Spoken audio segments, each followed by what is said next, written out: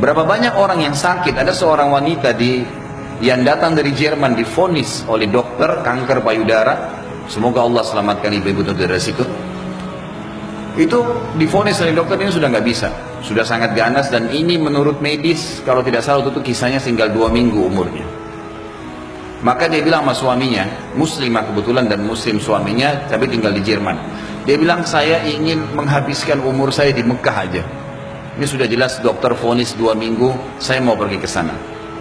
Suaminya ikutin, 3 hari urus visa, tiket segala, berangkat. Ringkas cerita, dari 14 hari waktu yang divonis oleh dokter, 3 hari sudah habis pengurusan visa dan proses berangkat, sama 4 hari kurang lebih. Jadi sekarang tinggal 10 hari. Mulai dia masuk Masjid Haram setelah umrah, perempuan ini sudah nggak ada keinginan makan, dia duduk nangis saja depan haram. Dia nangisnya sebenarnya itu bukan minta disembuhin, dia percaya sama dokter. Dia cuma nangis dosanya yang pernah dia lakukan, dia menyesal kurangnya ibadahnya. Setelah 4 hari berjalan dari 10 hari sisa, dan ini dia akan tinggalkan Mekah hari ke 6 hari dari setelah, jadi tinggal 2 hari lagi. Dia pun didatangi oleh salah satu marbot masjid, wanita muslimah pakai cadar. Di Masjid Haram memang ada petugas-petugas wanita ngatur saf pakai cadar, dekatin dia, tanya dalam bahasa Inggris, kamu siapa, cerita, kenalan lah. Kemudian diceritakanlah kisah dia. Si muslimah marbot masjid ini yang umurnya masih sangat muda tersenyum lalu berkata, wahai saudariku, kenapa kau begitu yakin dengan vonis dokter? Bukankah ada orang yang sehat juga mati? Bukankah juga ada orang yang sakit mati? Kalau ajal sudah datang, Allah SWT panggil pasti mati. Kamu ikhtiar apapun tetap sama. Tapi dalam agama kita dianjurkan ikhtiar. Coba di sini di Masjid Haram, selain doa yang kamu lakukan, kamu bisa minta disembuhkan. Ada air Zam-Zam yang dijanjikan oleh Nabi SAW, sebagaimana sabdanya, Zam-Zam liman syuribalah. Zam-Zam sesuai dengan niat orang yang meminumnya. Kenapa kau tidak coba minum Zam-Zam itu, berdoa sama Allah? Kata perempuan ini, saya seperti baru dapat air segar yang sudah dari dalam keadaan saya luar biasa hausnya, bingungnya, nggak tahu harus ambil langkah apa.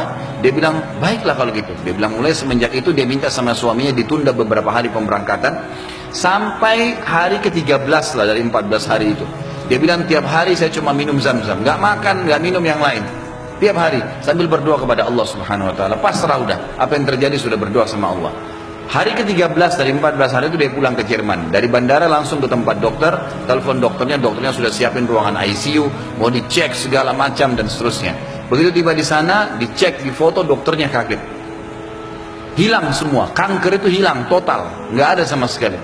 Lalu kemudian dokternya didudukin dia sama suaminya, dia tanya, Anda ini selama 2 minggu kemana saja? Orang ini Nasrani, Katolik dokternya. Dan kebetulan dokter ini sudah lama mau masuk Islam. Hikmah-hikmah yang luar biasa terjadi. Maka dia mengatakan, dari mana Anda selama 2 minggu, berobat ke siapa, dokter siapa, obat apa yang diminum? Dia bilang, tidak ada, kami seorang muslim dan kami berangkat ke Mekah, saya minum air Zam-Zam gitu. Dan saya berdoa sama Tuhan saya untuk disembuhkan. Kata dia, selamat, kanker ini belum pernah dalam sejarah dokter bisa sembuh, tapi ini hilang sama akar-akarnya gitu. Si perempuan tersebut menangis, suaminya menangis, bersyukur sama Allah. Yang anehnya, yang luar biasa pada saat itu, si dokter mengatakan, Bapak Ibu perlu tahu, dikeluarin Quran terjemahan dalam bahasa Jerman dari lacinya. Dia bilang, saya sudah pelajari Islam 10 tahun. Saya ingin mencari sesuatu yang menyentuh hati saya supaya saya mau nganut Islam. Tapi belum ada sesuatu yang berat. Tapi kejadian ini karena bidangnya dia tahu, dia spesialis kanker payudara. Dia mengatakan, ini ya sudah cukup membuat saya syahadat. Maka dia syahadat lagi. Maka kita bisa lihat bagaimana keyakinan yang sedang kita bahas ini bukan main-main. Ini cuma contoh sebagian kecil ya. Terlalu banyak contoh yang seperti ini, terlalu banyak keajaiban-keajaiban yang luar biasa.